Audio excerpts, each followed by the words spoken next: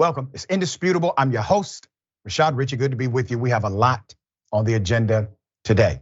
Breaking down news of the day, my contributor, none other than Jeff Wiggins, Rebel HQ contributor and host of We Gonna Be All Right. An amazing gentleman. Will be a fascinating breakdown. First story of the day, Cop City. Still major protest, still City of Atlanta moving forward with doubling down on the development. Let's do this, right? Let's put up one of the signs, the iconic signs from this movement. It says, Stop Cop City, a moral call for people of faith. That was posted by the United Church of Christ, okay? Just a few weeks ago, we had an activist, pastor, and community leader on the program.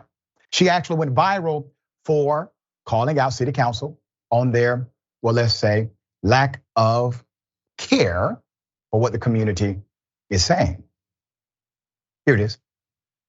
Honestly, they could rip up this contract because they're already in violation of a lawsuit. There's been a lawsuit filed for this illegal land swap. There was also a stop work order put in place, and Dave Wilkinson was able to say, we're gonna go ahead anyways and violate that stop work order. So honestly, for the city of Atlanta to void this contract would be no more egregious than what's already been done. And I want people to be very clear. People of Atlanta in particular, when you are looking at your council members, I'm talking about Jason Dozier, I'm talking about Antonio Lewis, I'm talking about Jason Winston, I'm talking about Mary Norwood, I'm talking about Andrea Boone, we're talking about Liliana Bakhtiari, who is the council member that represents that district. We're talking about Dustin Hillis and Matt Westmoreland, all of them on down the line. What I want you to understand, people of Atlanta, is that it is a lie that it's too late to rescind that lease. That is not the truth. Reverend Kiana Jones, well-respected community leader and activist, laid out protocol violations, but also said during that same interview that the reason there's this disconnect between the development and the community is because the city did not do a good job communicating things with input from the local area. That is a big deal. While we contextualize this entire argument of Cop City and this massive development in the arena of citywide good, please keep in mind the city, the entire city of Atlanta will not have to deal with Cop City, only a local community.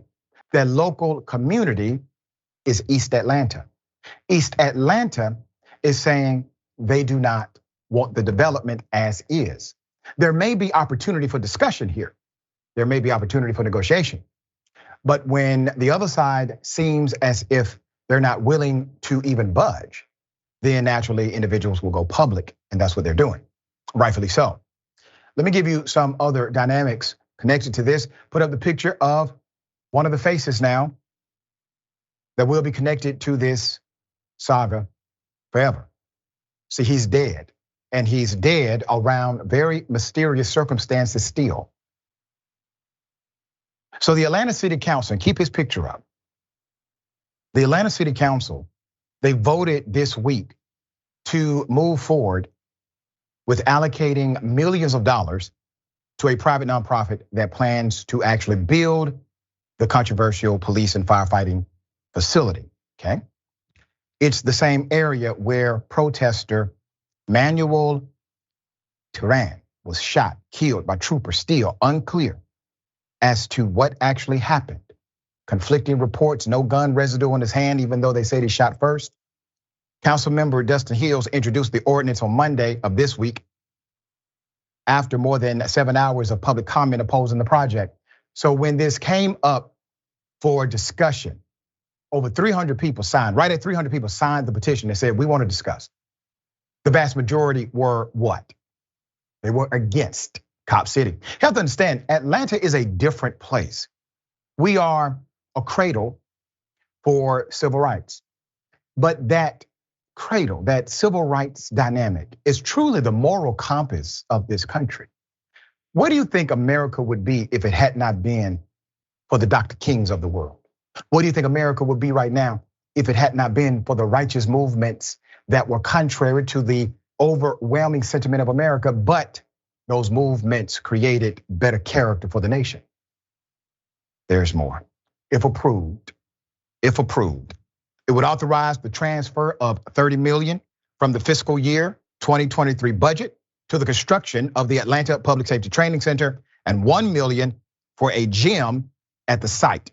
It would also allow the city to lease the 85-acre facility to the Atlanta Police Foundation for $10 a year for 50 years.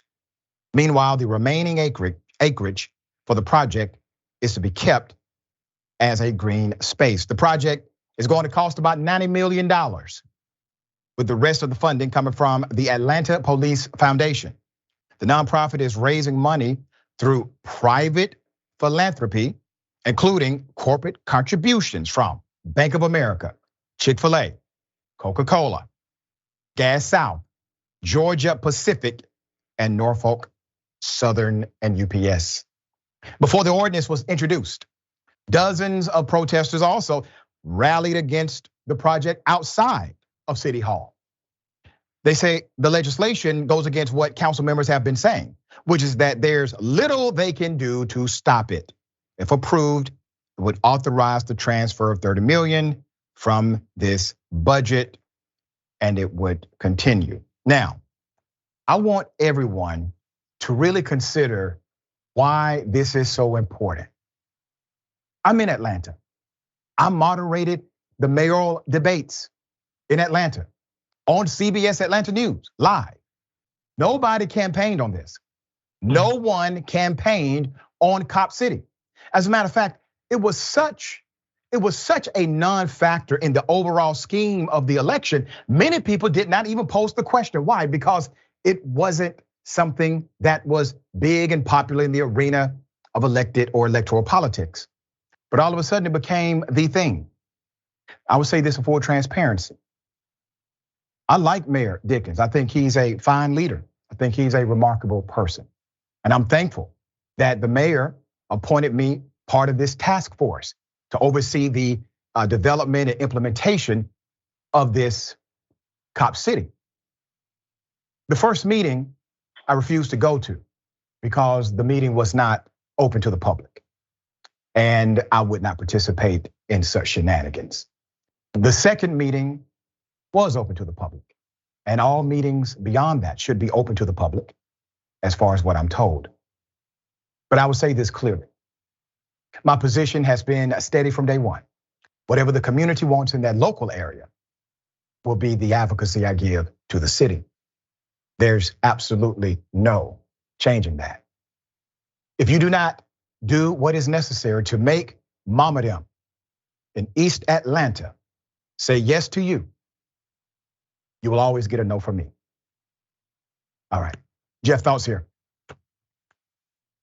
Yeah, they want the local community in East Atlanta, along with private philanthropy and many corporations, to pay for law enforcement in order to make them better at beating down the local community in East Atlanta. So East Atlanta is gonna pay for their own oppression and brutalization. Pretty cruel, if I have to say so myself. I don't know how it's gotten this far. I didn't know that background information about the mayoral race there, and I'm glad you moderated it in order to provide that background information. This is awful. Like, this is bad. There's nothing else I can say. And the fact that, there's a claim that there's little that the community can do to stop it is harrowing news. Like, this is horrible. They clearly don't want it. They shouldn't pay for it. All this money can go to fund stuff that would decrease crime, like housing, job placement, food insecurity. All that money could be used for something better than this, and the community won't get it. Yeah, very sad saga. This could be career defining for the political figures involved. And some of them decent, good, solid, up until now. There's a question. Doesn't have to be. You do not have to do what people with a whole lot of money are telling you to do.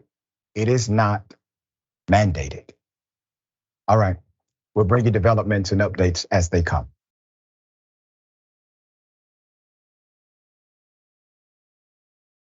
Okay, a congressman violent against the protester. Here it is.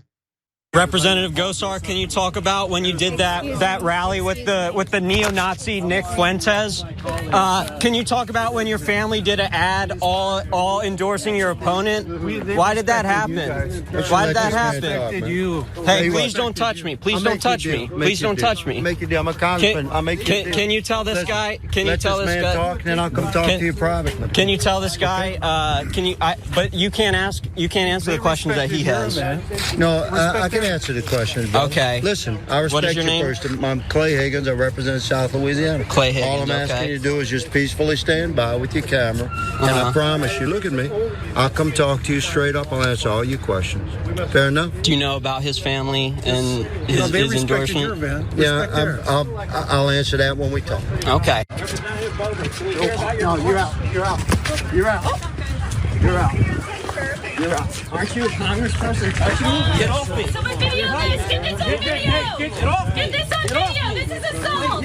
Get off me. This is What are you trying to do, assault. Clay Higgins? Stand by. You're a U.S. congressman touching a person. You can't put him off the street. Get off me. Let go of him. Let him. Congressman Lucky didn't catch them hands. As you can clearly see, well outside of what we would consider to be lawful, all right? That was assault. That was unwanted physical contact is what you saw. Now, let me give you the background, all right? So let's put it up full mass. The congressman who decided to engage in a criminal assault, in my opinion. Louisiana GOP representative. So the incident occurred during a news briefing on Wednesday with the Louisiana Republican representative Clay Higgins and a fellow GOP representative Paul neo-Nazi Gosar, and also Lauren Boebert. They're all the same basically, all right? Where Higgins pushed an activist. The activist you saw, his name is Jake Burdett. Higgins in a statement to Newsweek said Mr. Burdett was threatening, so he had to escort him out and he was turned over to the Capitol Police, all right? So the activist and noted progressive journalist talked about that. He said, and I quote, despite Representative Higgins being the one putting his hands on me, dragging me without my consent, the cops all sprung down on me. Burdett said to Newsweek via text, they let Representative Higgins walk away without having a word with the guy, but then told me to go walk across the street to the sidewalk opposite us so that they could question me about what happened. In a follow-up text, Burdett told Newsweek that he is consulting with legal counsel and will file charges if there are solid grounds to do so. Yeah, of course there are. Yeah. You believe you were physically assaulted? Did you experience a physical assault? Do you have evidence of the physical assault? You can go to DC Police and take out a warrant for that. Yes, you can. Okay, you can do so. I encourage you to. If you have been assaulted, let's put up the picture full mass. Right? This is not the first time a Republican politician has attacked someone. Remember when Montana Governor Greg Gainfort body slammed the reporter Ben Jacobs? Okay, that was a thing.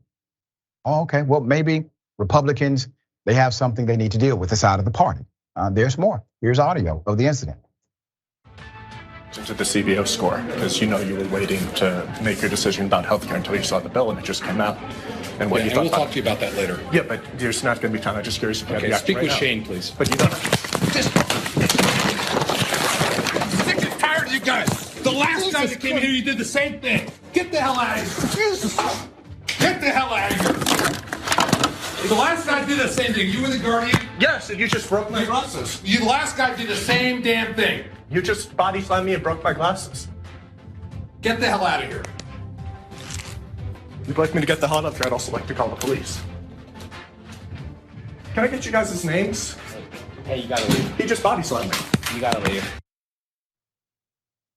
Or how about this one? Let's put up the picture full mass. So we may not remember all of these things in a tapestry. So it's important to put together the links that exist. How about when Tennessee House Republican assaulted his Democratic colleague, Jesse Jones, on the House floor? Here's the video. Representative Justin Lafferty pushed me and stole my phone and tried to incite a riot with his fellow members in this section of the House floor. I have it on video. I will send it to you.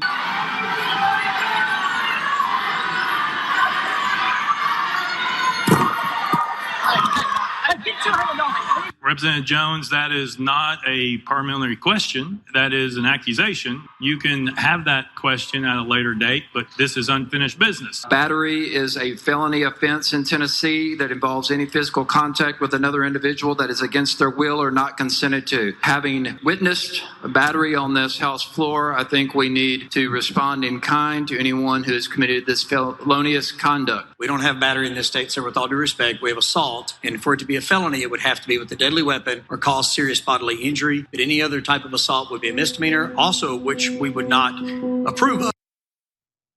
Hey, what he did wasn't a felony, likely a misdemeanor, which, by the way, is bad too.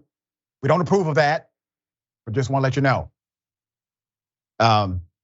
Violence, is it not the height of hypocrisy for the party who is actually violent, pro-death, pro-conflict? They are the ones who proclaim to be pro-life. They are the individuals telling you they have a moral connection to God, that their righteousness through policies that would, in fact, make a child subject to abuse by forcing them to bear a fetus at the age of 11, that their policies are somehow from on high. They are the ones that will tell you that violence is out of control in America. They will talk about how DC needs to address it, DC the city, when they can't address violence in their own party. They are the ones who stormed the Capitol, who wanted to overturn the government. Same individuals here. You see, their only superpower, their strength, is in their ability to message even beyond the truth. Message, lies, narrative that somehow gets consumed by their base. Jeff, thoughts here? So Clay Higgins is and should be the story. His unwanted touching, which from a conservative politician, pretty standard. You can take that how they want. Right. But that needs to be addressed. But I'm gonna need somebody to answer Burdett's question. Representative Gosar, can you talk about when you did that rally with the neo-Nazi Nick Fuentes? Like, let's not skim over that. We're gonna need to talk about that. And who else was in there? Was it Boebert or MTG? Lauren Boebert, okay. Yeah, Marjorie Taylor Greene she's not part of that crew anymore. They kind of split up, but they're both doing their white supremacist thing in separate regions, yeah. Separate white supremacist, okay. That's correct. Two different avenues can lead to the same destination. Either way, yeah, I'm gonna need somebody to answer Burdett's question, Rep. Gosar, because why are you meeting with white nationalists, man? What's up with that? Let me say this about Gosar. Literally yesterday, we did a report of Congressman Gosar. He has a staff member who's a neo-Nazi, proud neo-Nazi. Post everywhere about his love for Nick Fuentes. And I saw some of the remarks on social media saying, oh my goodness, Congressman, this is going to hurt you. Why would you do something like this? Why would you allow these people to define you? He's not allowing them to define him. He is them. He's not hiring a guy who happened to be a white supremacist. He's hiring a white supremacist who happened to be a guy. That's all he did. All right, we got more on the other side. It's indisputable, stick and stay.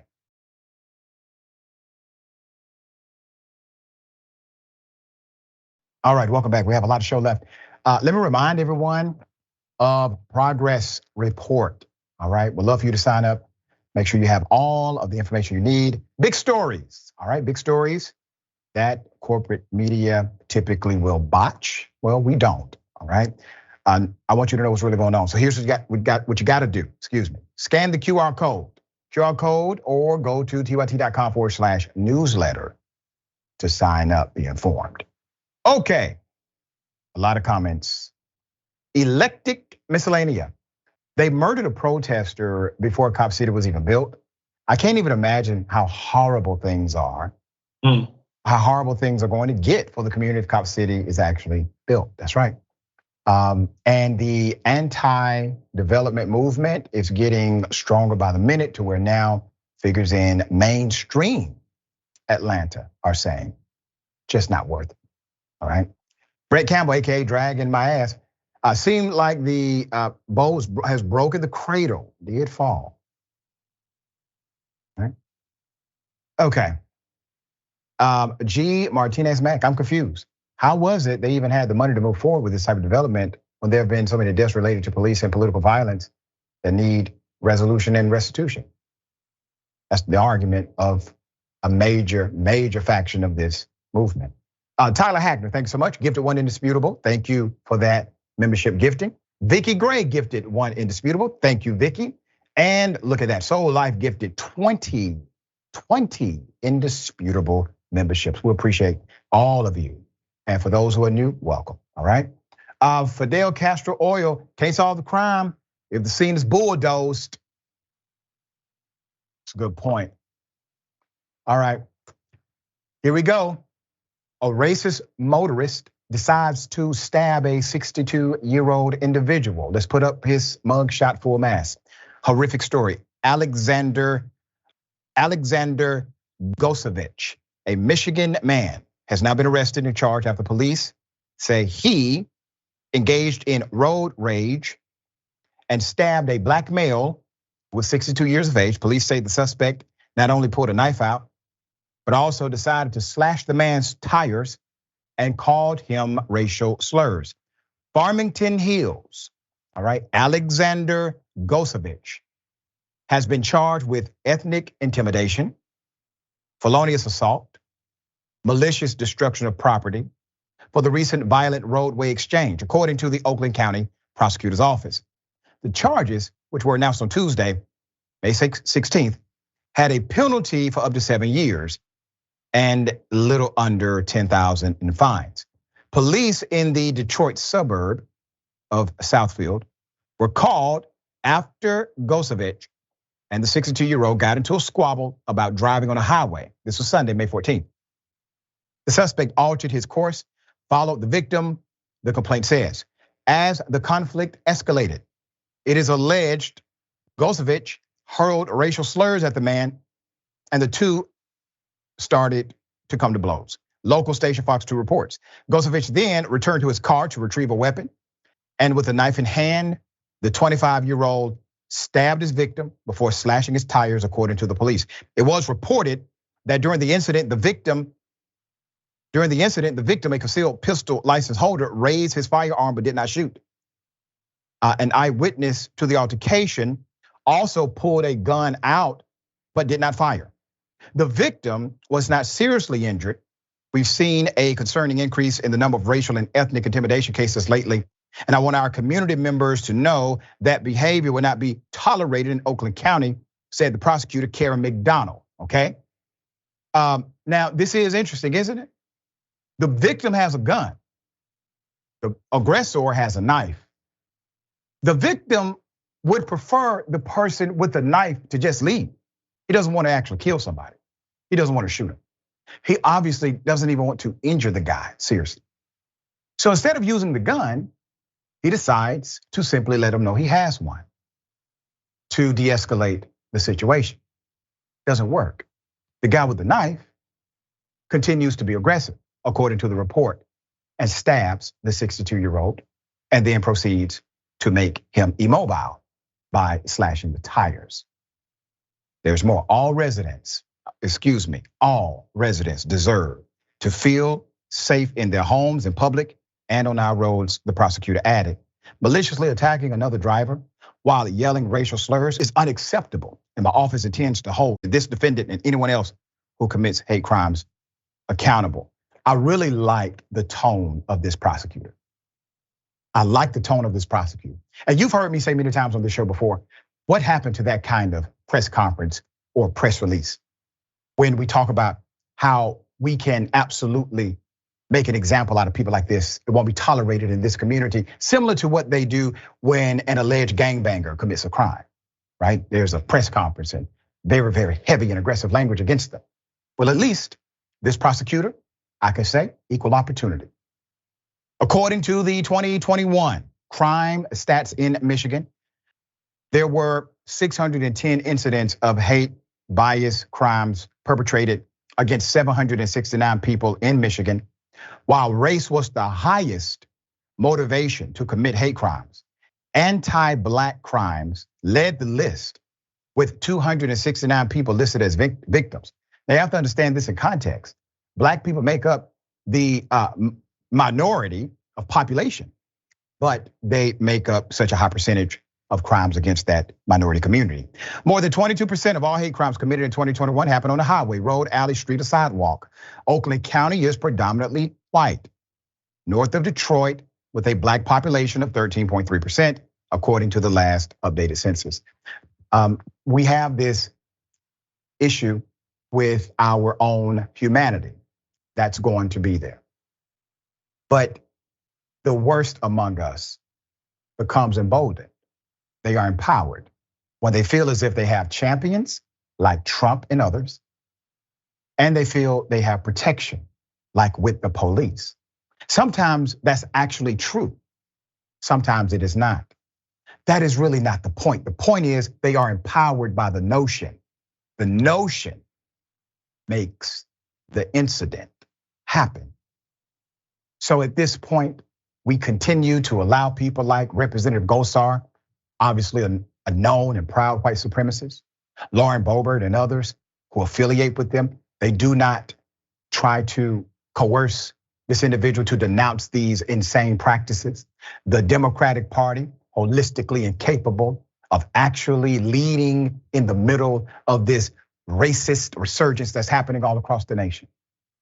So who becomes the champion for decency and willing to fight rather than hoping everybody will sing Kumbaya?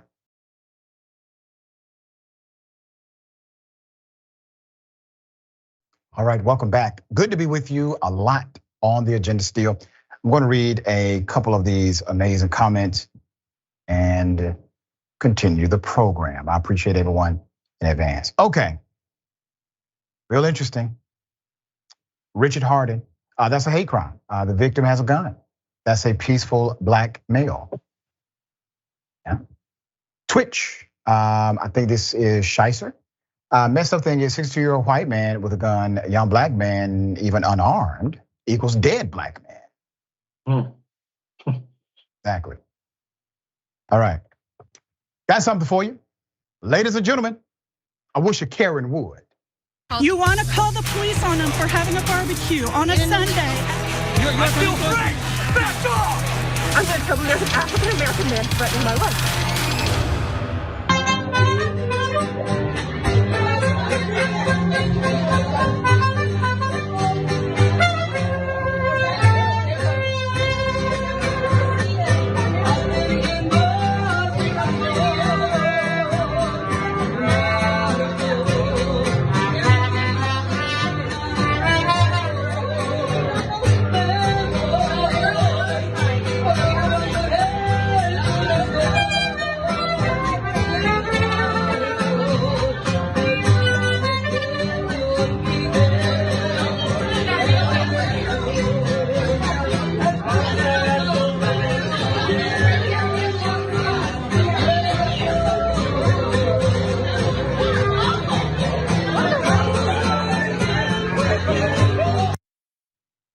The entire band were made up of anti-Karens. They were unbothered. So according to the Post, this particular Karen goes into a Mexican restaurant. There's a band. The band is playing great culturally appropriate music, an expression of their talent. And they were doing a fine job. Well, she did not like the music. She was upset. She said it was horrible, negative, bad. And so she decides to express this. I assume her point or strategy or goal was to stop them from playing. Don't really know. Typically, Karens do not really reverse engineer what they're trying to get accomplished. right? They just kind of start making things up as they go. But think about the Karenicity involved here, the privilege that we would not even consider. To go to a Mexican restaurant and get mad because they're playing music that's culturally expressed. That would actually excite me at a Mexican restaurant. Whoa, this is a treat. Didn't know they did that. Here we go, live music. You want the food, but you don't want the culture. The reality of our dilemma in America is just that. They want everything else. Think about how urban style is mimicked and copied in white communities. Think about how urban vernacular is popularized in mainstream white circles. So everyone wants to be black, but nobody wants to be black. You know? All right. Jeff, thoughts here? Yeah, everybody wants to be black until it's time to be black. Well, that lady wanted Mexican food without Mexicans there or Mexican music being played. Shout out to them, by the way. They kept their time and they stayed on beat despite somebody asking them. That is an absurd amount of talent from them. That's right. I agree completely. And I love the guy who acted like he was halfway interested in what she was saying and then immediately went back to his instrument upon realizing she's a carrot. All right. Okay. Hell of a thing. Montana. Montana becomes the first state to ban TikTok. I knew this was coming. Put them up. All right. The governor behind it, Governor Greg Gianforte is the governor we previously mentioned who slammed a reporter. He also signed a bill restricting downloads of TikTok on the TikTok app. It is now law. The legislation which was passed last month has now become law. Makes it illegal for app stores to give users the option to download TikTok and illegal for the company to operate within the state. So let's put it up. So this is his tweet. So the governor, Gianforte, says, well, to protect Montanans' personal and private data from the Chinese Communist Party, I have banned TikTok in Montana. I know, obviously, there are questions now. So if I go to Montana, do I have to disable my TikTok app there when I land, or do I have to do it before because I'm technically committing a crime? And let's say I get caught with TikTok on my phone. I mean, can the police really put me in jail? How do I explain that to the guy next to me, that I'm in here because of a TikTok app? All right, punishment of the ban, let's get to it. Violations of this TikTok ban include every time a user is offered the ability to download the app, each violation could carry a $10,000 penalty. Enforcement would be handled by the Montana Justice Department. TikTok, they got something to say. So TikTok spokesperson Brooke Oberwetter called the bill unlawful in a statement Wednesday, saying the app is a platform that empowers hundreds of thousands of people across the state. We want to reassure Montanans that they can continue using TikTok to express themselves, earn a living, and find community as we continue working to defend the rights of our users inside and outside of Montana. Oh, this is going to be a fight. Federal limits of TikTok app already apply. Let's get into it. Although Montana is the first state to ban downloads and usage of the app for everyone inside of its borders, limited bans have been issued federally and state by state for government-owned devices. That's permissible, as well as networks. President Joe Biden signed a bill last year that prohibits the federal government's nearly 4 million employees to use TikTok on devices owned by its agency. So the TikTok CEO, Xiao Zichu, told Congress in March that 150 million people in the US are regular users of the app. I've seen some interesting legislation be proposed. One, ironically, said, hey, listen, if we can get some of that money, all right, now if we can get a little more money out of this whole deal, we can allow TikTok to, do what it needs to do. That was one actual proposal. okay? The devices that are owned by the government, they get to enforce and restrict certain operations. This is nothing new. This is pretty standard and is applied typically everywhere on some level. So TikTok banned in an entire state. What?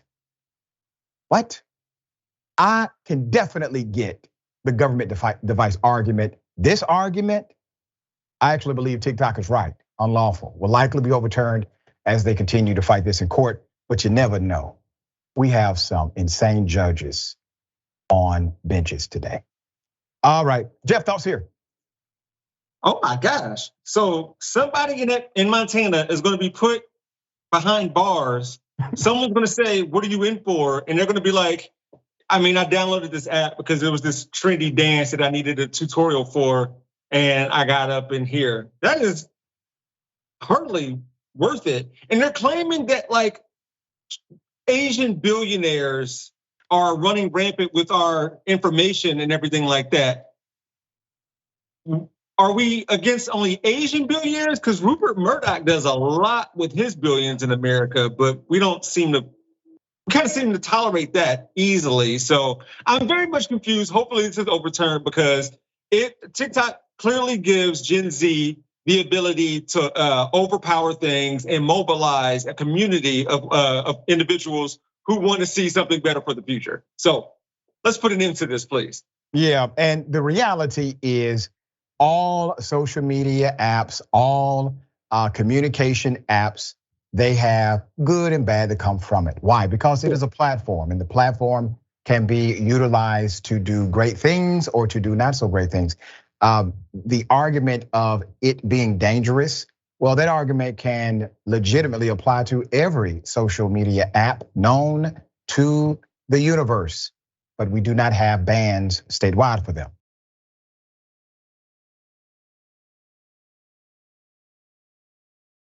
Okay, you see, this is why they oppose healthcare for all. This is why they oppose looking at reports where we see inequity and death primarily coming to Black people.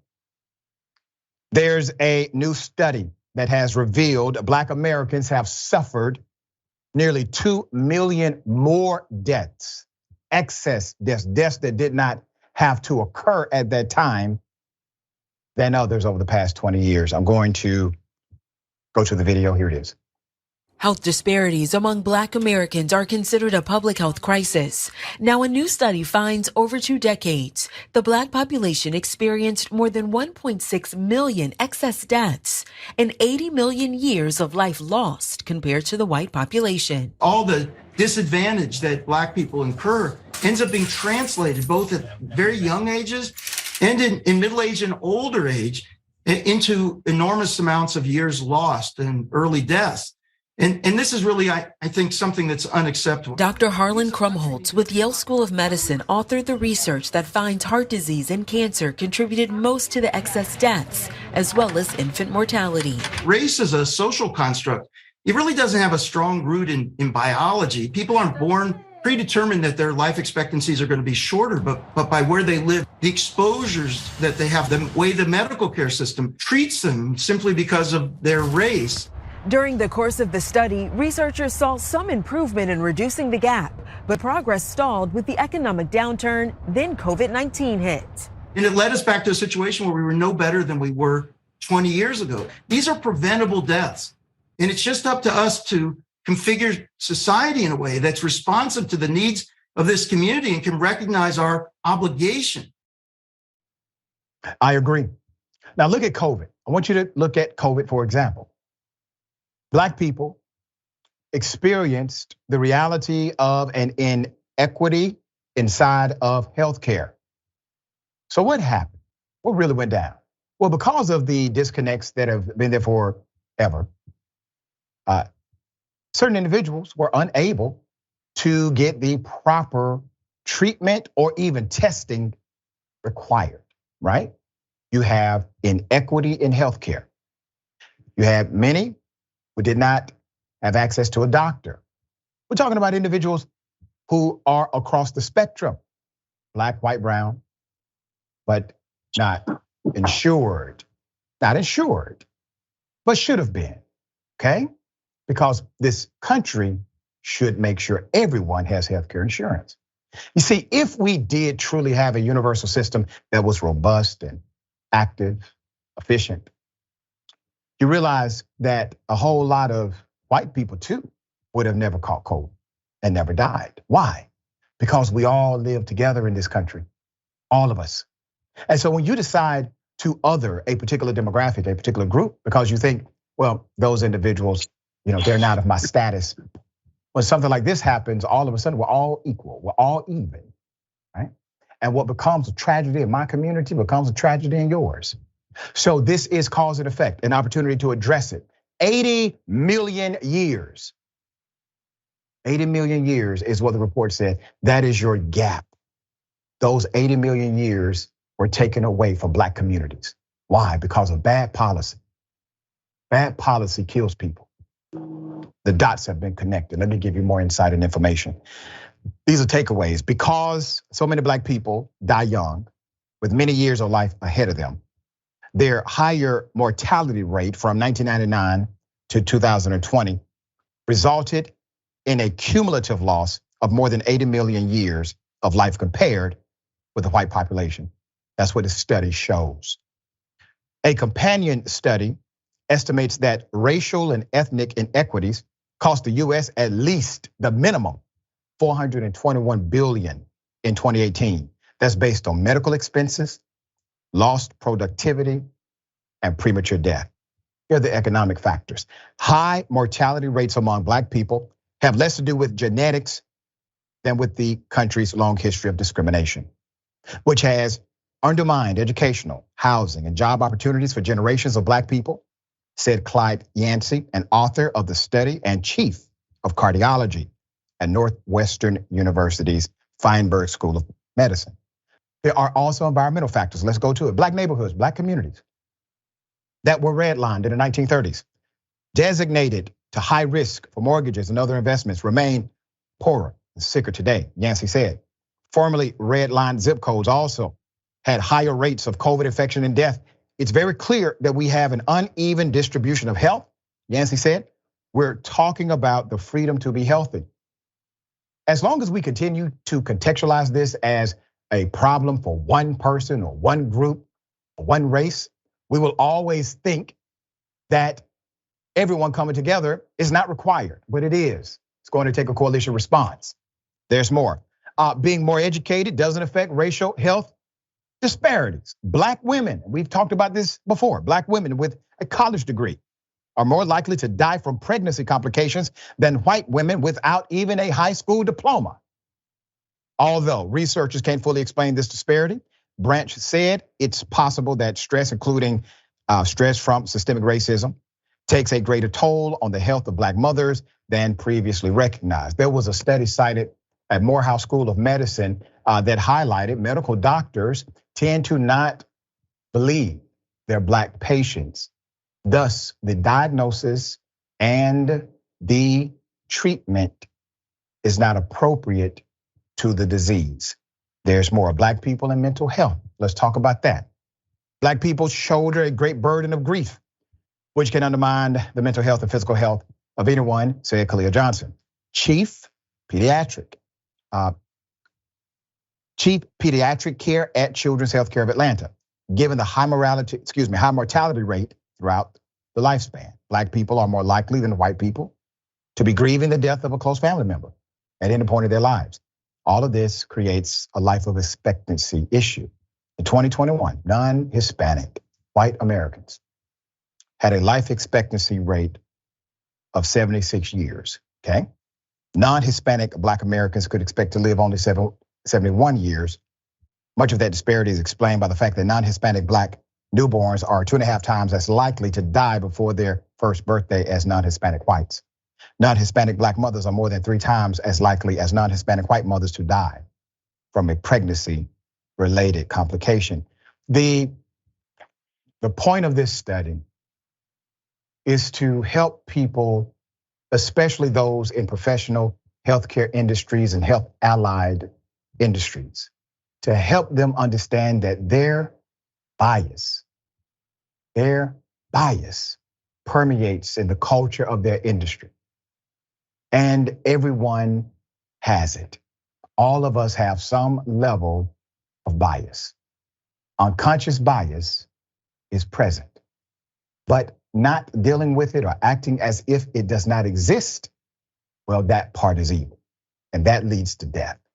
All right, Jeff, thoughts?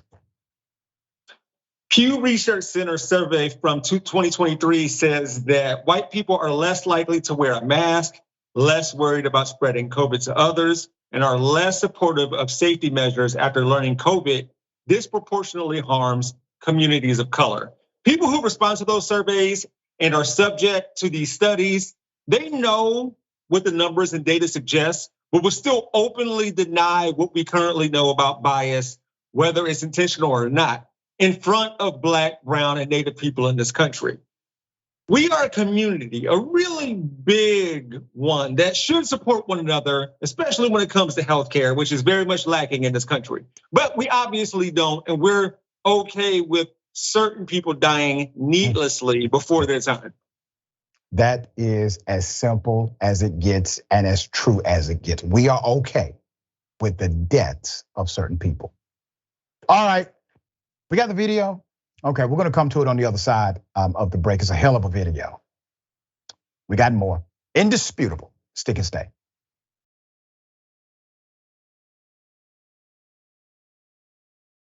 All right, welcome back. A lot of show left, okay? Let me read a few of these comments. V says, these Karens have lost their minds. That mariachi band has probably dealt with people like her before all the time, obviously, right? Also, Savage Bear, entire band was great and professional. They were dope. Yep, Black intelligence, medical apartheid, exactly what it is. Exactly what it is. Airship, right? Medicine has yet to catch up for minorities, and biases in healthcare professionals will take a generation to flush away, maybe longer, because you have laws that are now prohibiting the very necessary professional training that allows a person to realize, aha, that's what that is. All right, okay. All right, don't know how to say it other than just to say it. A naked man goes all over Miami, attacks a whole lot of people. We have the video. Here it is. Whose man is this?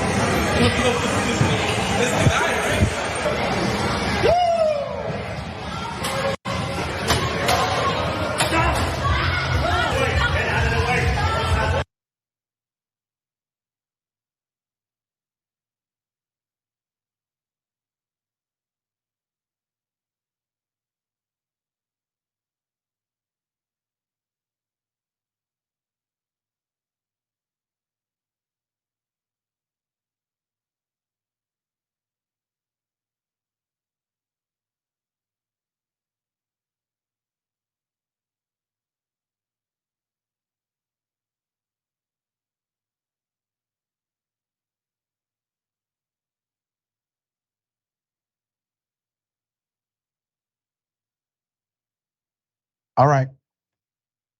So this is a lot, right? He is alive. Now, he attacked a whole lot of people, and this happened over the course of an extended period of time. Nobody killed him. No officer attempted to kill him. He was apprehended. Now, I'm not making fun of his condition. Whatever he's going through, obviously he needs help. What I'm doing is providing you with a direct comparable, a contrast, if you would. Mr. Neely was on a subway train experiencing a more mild version of what you just saw. As a matter of fact, he was not bothering anyone. According to the witnesses, Mr. Neely was in his feelings, had a bad day, but definitely not bothering or aggressive to anybody else. He was no threat. Then you have this male, obviously a threat, obviously physically violent, obviously out of control. They try to subdue him. They try to reason with him. They try to help him, and they did. He gets apprehended. Let me give you the background to this story. So a video has captured an individual in a wild moment. He attacked Miami gym goers after attempting to use the exercise equipment and then continuing on the rampage throughout the city streets. The unidentified individual stormed into the UFC gym located in the Midtown area around 9 p.m. Tuesday. He was manhandled off the premises by staff, where he launched further attacks on people out in the road. The footage even shows him harassing a wheelchair-bound man before he is clobbered over the back of the head with a bag by another citizen. It seemed not to faze him. A member of the staff at the gym told DailyMail.com that he had no idea why the naked man launched the attack. The cops didn't know either, but he was definitely on something, said the man who asked not to be named. Let's put up the other pictures we have. Police said they were responding to a crisis intervention call, okay? Understand how the call came in. The call did not come in as a criminal assault. The call came in as a crisis intervention call, all right? Mm-hmm. The man was having a mental health episode, according to Dade. The account that originally posted the video said the attacker was trying to get into his car when the cops arrived. He gets tased, but doesn't even flinch. Then officers go on a slow chase and they apprehend him, according to the poster of the information. The footage shows the naked man darting between traffic as a wire from the taser gun still appears to be attached to his back. Eventually, he is cuffed and pinned down by the police, who took him for a mental health evaluation. Did you hear that? They took him in for a mental health evaluation. After the examination is carried out, charges may or may not be pressed against the individual. Wow. They actually know how to do it right. You have an individual, you see him, you realize, oh my goodness, this person is not a criminal, even though he is criminally assaulting people. This is not a criminal, this is poor guy, this is a guy who actually needs help. So we're going to chase him down, we're going to use non-lethal methods, we're going to apprehend him. And when we do this, fellas, we're not going to put him in jail. No, we're not going to do that. We're gonna help this man. We're gonna take him in for an evaluation. We're gonna let him stay in the hospital. And then after that, based on the assessment of medical professionals, we can choose to not charge him with any crime at all. It's easy. Just apply that to everybody in that same situation. That's all we ask. Jeff, thoughts? Yeah, so they actually know how to care for people in a time of need.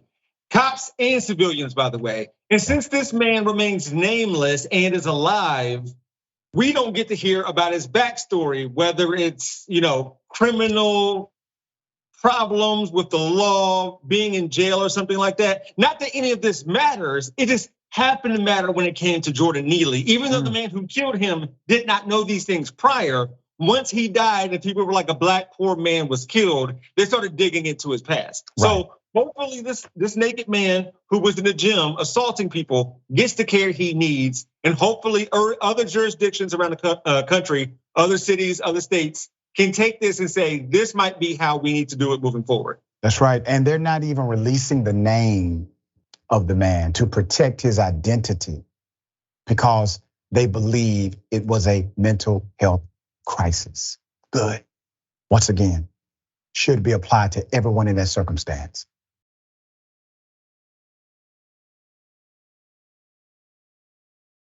All right, a 4-year-old child finds an unsecured gun, shoots his sibling with this gun. There's a statement from the major about this. We'll go to it.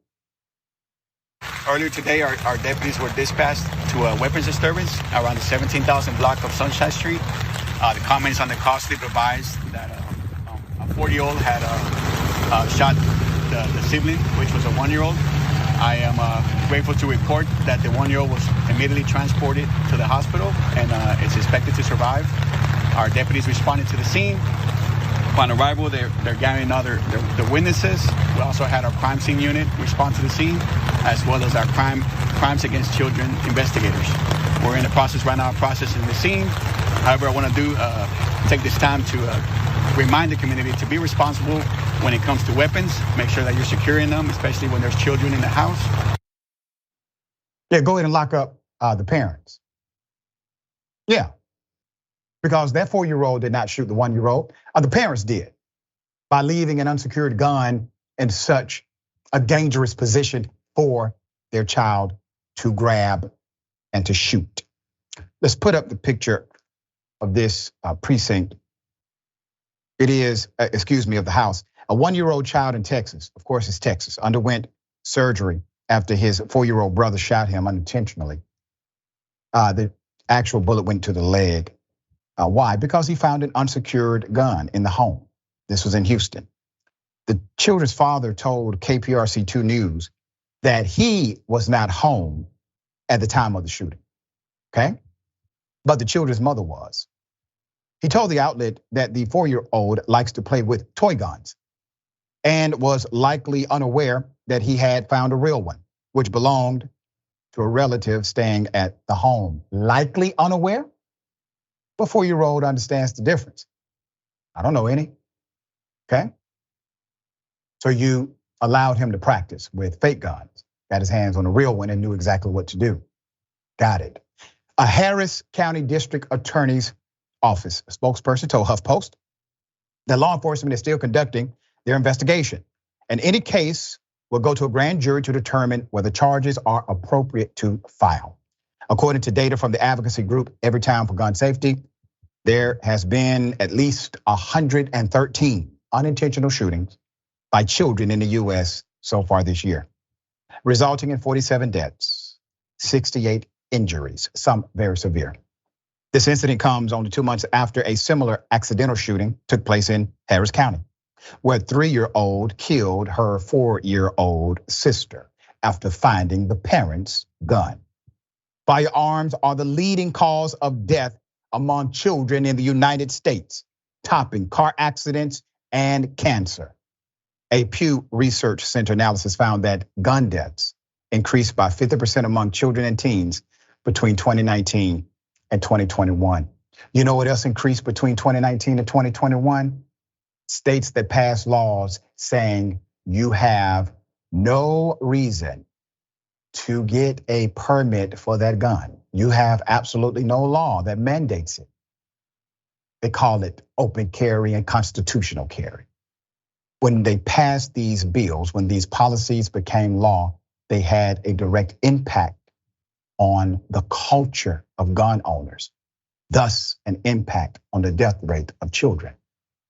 Now, if they actually cared about children, do you believe they would be silent on this? They don't care about children. They care about the indoctrination process. They care about who they actually can get to give them power to support their agenda for more power. You're not dealing with people that have true ideology. You're dealing with people who have one ideology, power. That's it.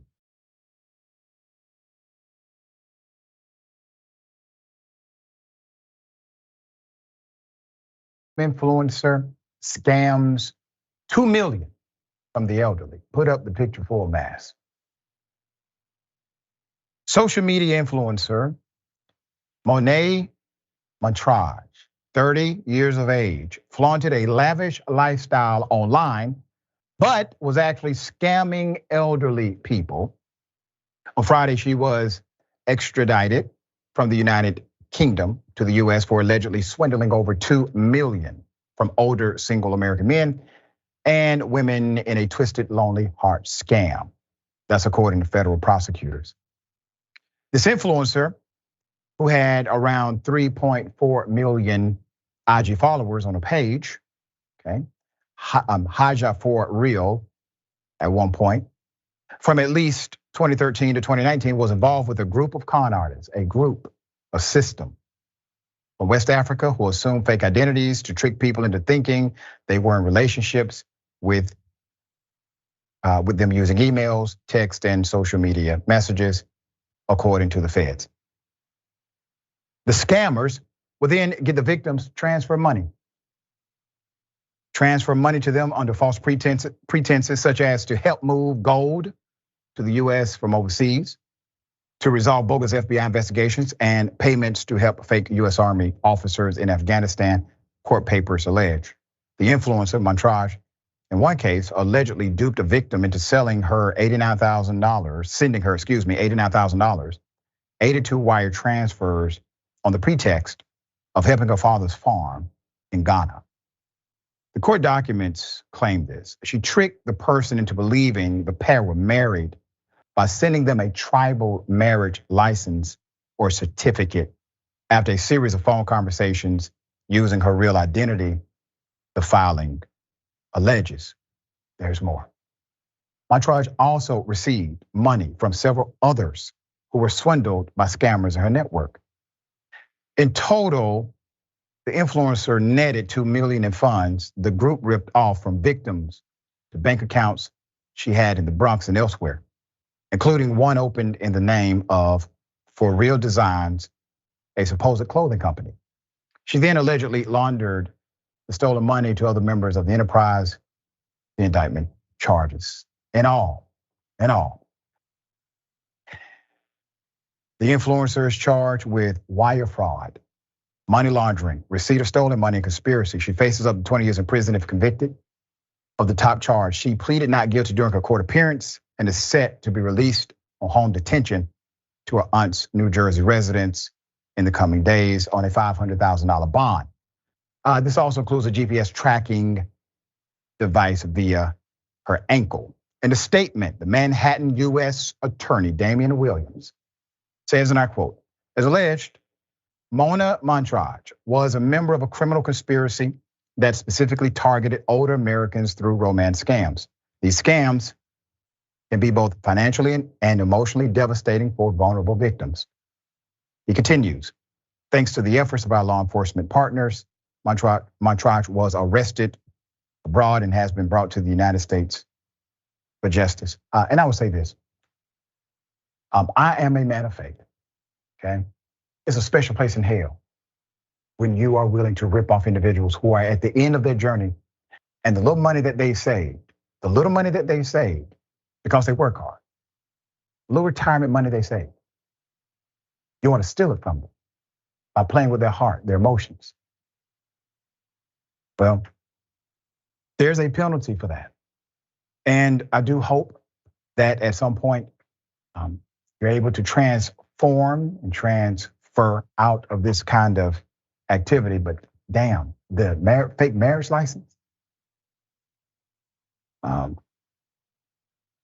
We will bring you updates as this develops, and I believe there's more to it. All right, it's a damn shame. There are parents who have been charged, all right, with attempted murder for starving their own son. Put him up full mass. This is one sick ass story. Georgia parents, Tyler Shenley, 46, and his wife Krista, 47, were already charged with attempted murder for starving their 10-year-old.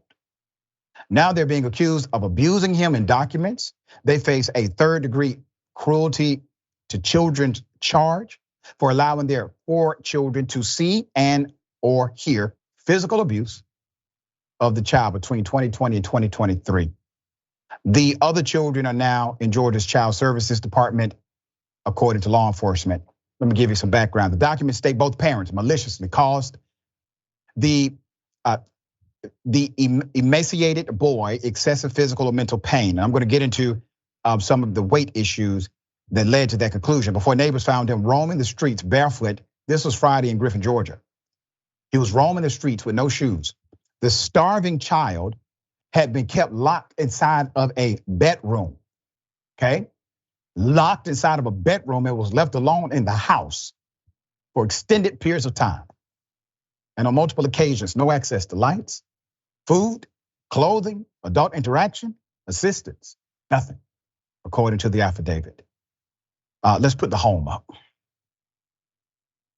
The couple who lives in an upscale community in Griffin, Georgia. The home, estimated $447,000, also managed to trust Rest Spa together in Peachtree City. That's actually a popular place. However, they're accused of allowing dental injury and disfiguration. The boy suffered to go through unattended. The owners of the True Rest Spas have since distanced themselves from the Shenleys, releasing a statement saying they are horrified and shocked by the arrest. And you see clearly their expressed wording. Tyler and Krista Shenley were arrested shortly after the neighbors in an upscale enclave of Griffin, Georgia, found their son wandering, hungry, confused through the streets before he begged police officers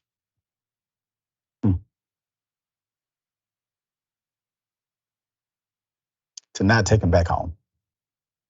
Authorities quickly determined the child had been intentionally starved and only weighed 36 pounds. You heard that? 36 pounds. The weight of an average 4-year-old. He's 10. He's 10. They've been charged with homicide, attempted malice murder, and child cruelty. They'll be in court on Monday. We will follow this story, give you updates.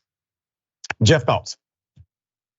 Yeah, while reading this, I couldn't help but wonder why that child in particular. And while I'm glad it did not include the other children, sure, wonderful. They may not have physical pain, but mentally and emotionally moving forward, this will be damaging and they will need some care, just like that other child. So when you showed the house, and I saw it earlier and realized what those folks do for a living, the parents, it just shows what people are struggling with behind the scenes. The veneer of success and everything else is only a front. Behind the scenes, there was a child suffering and not even the neighbors knew. But luckily that child was strong enough to fight their way out of that door and seek help, and justice will be served in this situation. Very well said. All right, we got more on the other side. It's indisputable. Stick and stay.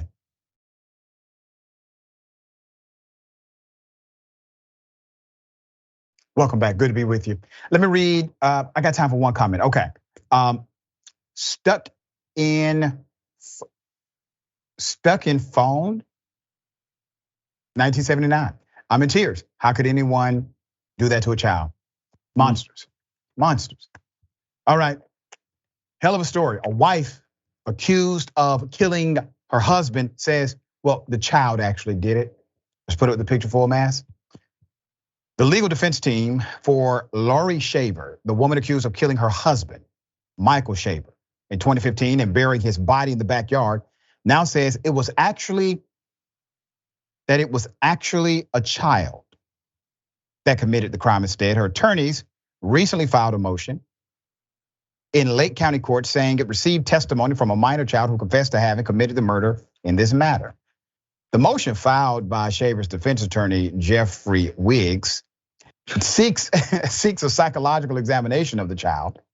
The minor has exculpatory information, meaning information that could basically exonerate the accused, that could prove Shaver's innocence in the case, Wiggs told Fox News Digital. He continues, we're concerned about the child being excluded from trial because of the emotional atmosphere, he said, adding that the defense is seeking expert insight along with a psychological evaluation just to make sure that the child is candid and is aware of any potential crimes she could be charged with. The minor who would have been 7 years old at the time of the shooting, but is now 14, has persisted in seeking to testify, the recent motion states. However, the Lake County Prosecutor's Office told WESH in a statement, there is, and I quote, no credible evidence supporting the claims made concerning the involvement of the child, and that the child has not made statements to any law enforcement agency. Lori Shaver, 40, was released on bond in 2020 after she was accused of shooting her 36-year-old husband, Michael, once in the head, wrapping his body in a sheet and burying him beneath a concrete slab and fire pit outside of the Claremont home. That's according to the affidavit on her arrest. After Michael Shaver's death, Laurie Shaver apparently told Travis Filmer, her boyfriend at the time, and the father of her two youngest children, that Michael was, and I quote, no longer on earth, and that something bad happened on their property. Investigators reported finding bloodstains in the track of a sliding glass door that led them to Shaver's dining area to their backyard. Laurie Shaver allegedly posed as her deceased husband on social media. The messages went to family members and used his credit card to make various online purchases, making it seem like he's still alive. Shaver also tried to sell her late husband's guns and vehicle after his death, according to the police. And when you look at this, from just a point of common sense, she obviously engaged in massive cover-up, likely is the one who pulled the trigger. And I hope this is not a case of a young man trying to save somebody else and willing to confess to something he did not do. Details still developing. Jeff, thoughts? So are we to believe that a 7-year-old lifted a concrete slab while carrying somebody that they murdered in order to conceal what they did? Yeah. That's what the prosecutor is basically saying, like, listen, there's no credible, anything here to law enforcement. So they're proceeding with the prosecution. All right, very, very inspiring story. All right, a paralyzed man was paralyzed by a shooting, okay? He walks during graduation. Here it is.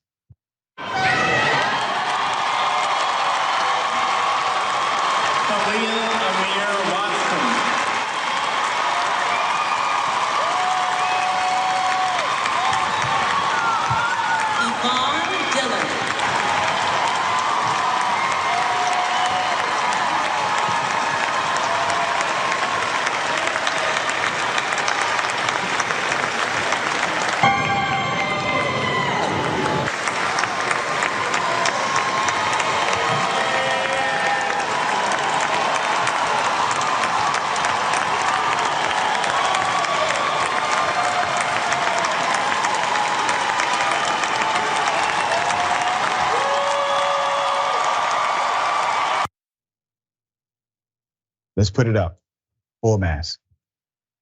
That was a beautiful moment. A student who became paralyzed by a shooting 7 years prior walked across the stage of his graduation ceremony at Reynolds Community College. According to reports from WVTR in Richmond, 25-year-old Khalil Watson was shot in the neck and shot in the back the week before his senior prom in 2016. Missing both the prom and he missed his high school graduation because he spent months in the hospital from that shooting. As seen on the video, with help from a robotic exoskeleton, from Sheltering Arms Physical Therapy, Watson stood up to a standing ovation, walked across the stage and accepted his associate's degree diploma.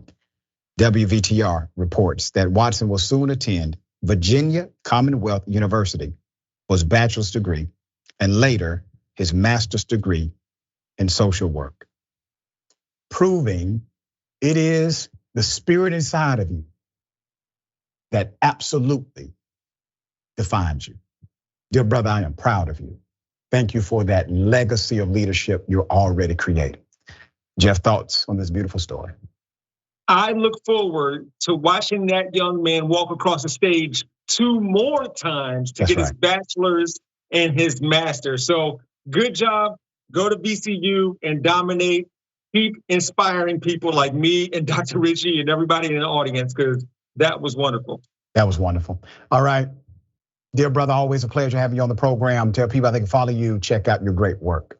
Yeah, you can catch me on Rebel HQ every single day. And I also have a YouTube channel called We Gonna Be All Right. There it is. Until next time, my friend. All right. Thank you. Thank you. Remember, take care of yourself, take care of each other, take care of the planet. Remember, the truth is always indisputable.